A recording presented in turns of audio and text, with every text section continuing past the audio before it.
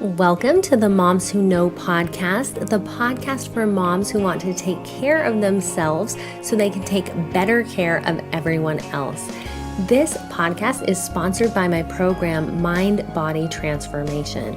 I personally struggled with my body for a long time, for a good portion of my life, and this Mind Body Transformation program is the program that I wish I would have had. It not only helps you to learn nutrition and how to take care of your body, it really helps you to understand why that's important, to come from a place of gratitude, to come from a place of positive body image and love, and to take care of all those things, because we really need to take care of our body in a way that supports us long term. And that's what Mind Body Transformation is all about. So to get more details on that, you can go to momswhoknowpodcast.com/programs, and you'll see the link right there. If you want a little more training and information, you can also go to the resources link and you'll see a free cheat sheet with recipes and also a training video that I made on some of these concepts. So if you want to feel better in your body, go on to momswhoknowpodcast.com and check that out.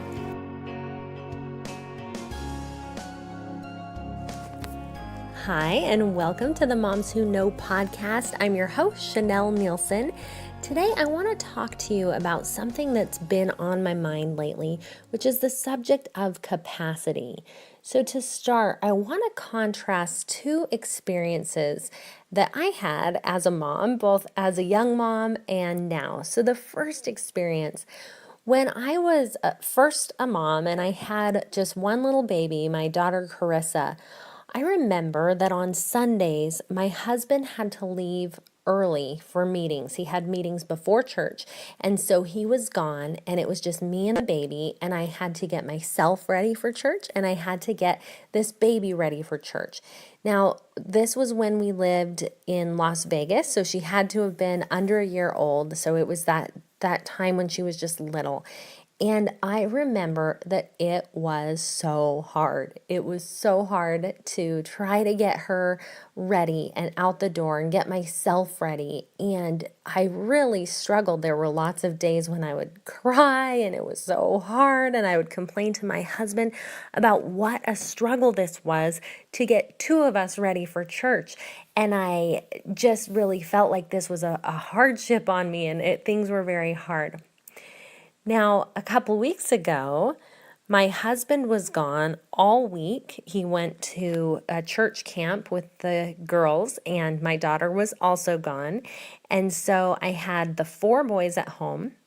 I had to get my oldest son ready to go on his own camp out. And so we were packing and getting things ready. I had to wake up early one morning and take him. And then it was me and the three boys, down to three. And my baby got sick. He was throwing up, and he's a toddler, so he's a year and a half or so. And you know how it is. They're not throwing up into the toilet. They're just throwing up all over you, and it would just be random, and he would throw up, and then he would feel better, and he would want to eat. And so I'd think, well, he must be fine. He wants to eat, and he'd eat, and then not too long after, throw up on everything. I mean, me and the couch and the floor and everywhere. So I'm home alone. I'm taking care of a sick baby. My other two boys are here, and it's a mess, and it's just, all kinds of things going on.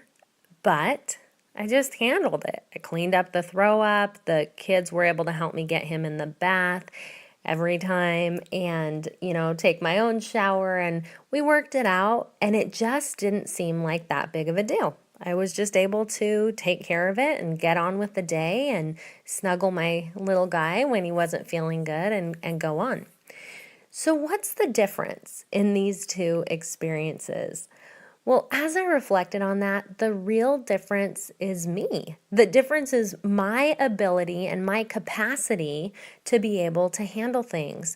Now, the first situation with my little girl and getting her ready for church seemed so hard at the time. If I could go back in time and help myself to get her ready for church, I think I would think that was a piece of cake. No big deal, because here I am now all alone for the week, getting my son taken care of and throwing up and way worse, right? And it's way longer. And yet it didn't seem very hard. And that really boils down to capacity. So what is capacity? If you think about it, it's the same root word, I assume, I didn't look it up, but probably the same root word as capable. So we're capable of doing things. Our capacity, our ability to do things increases. So if you kind of think of the capacity of a room, let's say an elevator, when you go in, it has that sign, right? The maximum capacity of this elevator is 10 people, or it'll say a weight limit or a number of people. So that's the limit before the strain on that elevator is too great. And have you ever done that before? You've got a few too many people, or some people are have a little extra pounds, and the elevator beeps, and you kind of all look around and like, is this okay? Can the elevator handle this? And there's this little moment of nervousness, of scariness, because you don't know if you've exceeded your capacity, if the elevator is going to be able to do its job. So if you go back to my first experience with my daughter, my capacity was small, and it didn't take much to push me over the limit and to have that beeping elevator kind of thing. Once I felt like, this is too much, then it would send me into that scary mode where things were hard and things just seemed too scary for me to handle. But in my life now, after my oldest daughter is about 15 now, and so having 5 kids, my capacity has grown. And that's why when my baby was sick, that's why I could handle that and why it wasn't as big of a deal. So in an elevator, if you have 11 people, it's a strain on the elevator. But if you think of a large room, the other day I was in church and I looked, it was a big room, and on the sign above the door it said max capacity 230.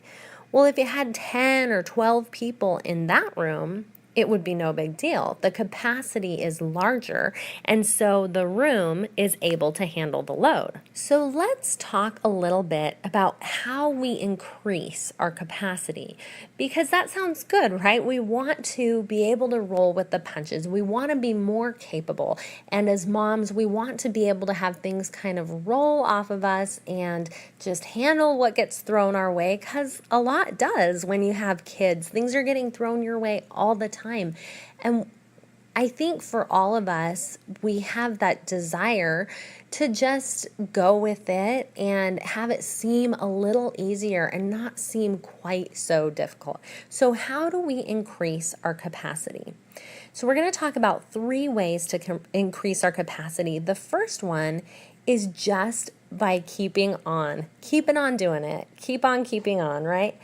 So I learned a great quote in college, and it said, "That which we persist in doing becomes easier. Not that the nature of the thing has changed, but our ability to do increases." I don't know who said it. I'll have to look that up later. And you can go to the show notes because I'll surely have found it by then. But what we keep on doing gets easier for us to do. And we know that that's true, right? It used to be so hard for me to do some of these things with a baby that now it's just no big deal because I've done it so many times, it becomes easy. And you can think of, I'm sure, so many examples in your own life of things that just get easier because you keep doing them. So that's a nice thing to know, that even just going through life, it's going to be a little bit easier as you go through time, just by the very process of doing it, your capacity increases. The second way to increase our capacity is through self-care. So that's something that I love to advocate for moms, because I know that it's so important to take care of ourselves, because when we take care of ourselves, we can take better care of everyone else. So we are going to increase our capacity to serve other people by taking time outs and taking what we need to fill ourselves. We recently did a Fill Your Own Cup self-care challenge. If you weren't a part of that, we'll be doing it again, so be sure to get in there and take this challenge. It's so powerful to take the time for yourself. And that can mean so many different things to different people. For me, it really means doing my morning routine around things that I want to do and things that really help my life go better. And so for me, I love to do yoga every morning. I love to read inspirational material every morning. I love to journal. And those things are really important to me because when I do those, when I take time to take care of myself first thing in the morning, then I just have a little more calm and a little more leniency for my kids. And I know that even when it's hard and everyone's asking me questions all at the same time and someone's dropping a watermelon on the floor and it's splattering everywhere and all these things that happen all the time, it's like I can take a deep breath and say, okay, like this is the time I'm going to take care of this for the kids. I can kind of laugh it off because I have that resilience. I've built that up. And really what that does is builds my capacity. It builds my ability and helps me to be able to help other people. So hopefully that made sense. But self-care is one of those ways that we can deliberately increase our capacity. We will have a better ability to care for others when we care for ourselves. So number 3, the third way to increase our capacity is to actually work on increasing our skills. So as moms, we have lots of jobs that we have to do. We talk a lot about being a taxi mom, driving around, and we're cooking and we're cleaning and we're helping our kids dress and we're doing the shopping and all these kinds of things. So I would encourage you to look at your day and to ask yourself, what am I lacking and what is my point of stress? So first, you need to recognize what that is in your life. And I'd say it's different for all of us. We all have different things that kind of stress us out. And the second thing is once we've recognized what it is, then we need to work to improve it. Now, sometimes when we do this and we say, well, my stress is that it's my kids are my stress. And we feel like it's out of our control. So the first thing is to realize that we do have control over lots of things. And even if it's something like your kids are fighting and you can't figure out a way to get them to stop fighting, you still can control the way that you react to that. And I would say a lot of that goes back to number 2, self-care. But we can work to improve our skills with a lot of things. So if that is, say your kids are fighting, you can look at parenting books. You can take a parenting class. You can work on things that are going to help you to teach your kids to stop fighting if that was your problem. For me, I remember as a young mom, I decided cleaning has never really been my thing. And I thought, okay, well, I'm a stay-at-home mom, and that's one of my duties is to clean the house. And, if that's not one of your duties as a stay-at-home mom, then you be the judge of that for you. But that was one for me, right? So I needed to clean my house. So what I did is I went to the library and I checked out a bunch of books about cleaning. I read about speed cleaning. I read about cleaning organizations and ways to keep my house clean and really ideas for how to do this best. And then I started putting it into practice, and I really liked the idea of speed cleaning, which doesn't mean running around, racing through the house, but it does mean kind of tidying up as you go and simple routines that take a short time every day. And we had a great podcast on that with Becky Rapinchuk, who talked about a similar idea of just having little routines that help every day. So if that's one of your pain points, you can definitely go back and check that one out. But anyway, as I improved on cleaning, it became less of a pain point for me and it wasn't so hard anymore. And it increased my capacity because I was able to do more and to have it be less stressful. Cooking dinner was another one for me. When I first got married, I really didn't know how to cook. And the only thing I knew how to do was to buy some packages of like Rice-A-Roni and Hamburger Helper that said on the back what to do. And I would follow those instructions, and that's how we ate. Krusteaz waffle mix was another one. So those packaged foods that were pretty easy. And as I got a little bit further along in life, I realized that I wanted to eat more whole and natural foods. And so I had to learn how to do that. And as my ability to cook dinner increased, as I learned more, as I figured out what you need to cook and what the process is of cooking, as my ability increased, my capacity to do it increased. So it used to feel so hard to cook dinner. And if I just had meat and vegetables, I would have no idea what to do with that. And that would seem very difficult. But after learning and doing it many times, I can throw together 10 different meals with meat and vegetables and we're good to go. And that is because my capacity to do has increased.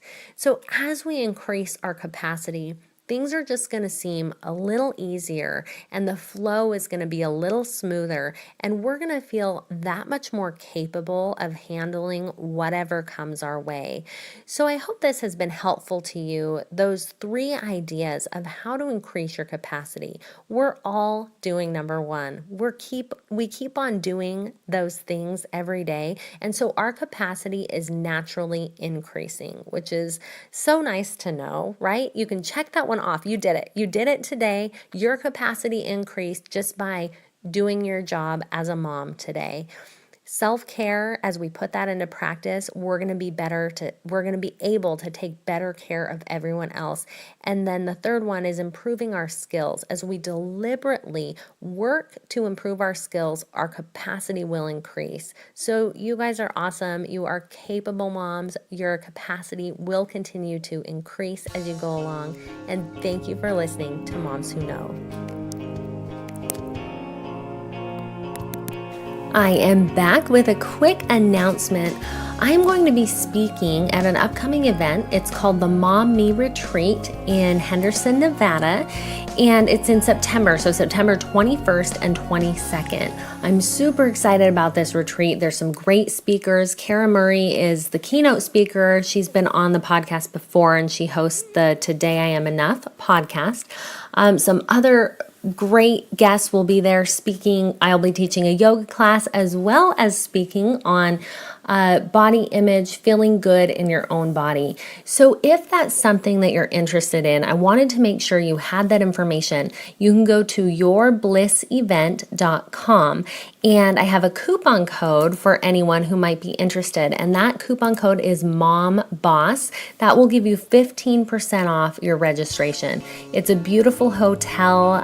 I'm really excited just to meet some people and to stay there, and I hope that I am able to meet some of my listeners. So if you go, be sure to reach out and say hello, and I'd love to meet you. So hopefully I will see you there, and thanks again for listening to Moms Who Know.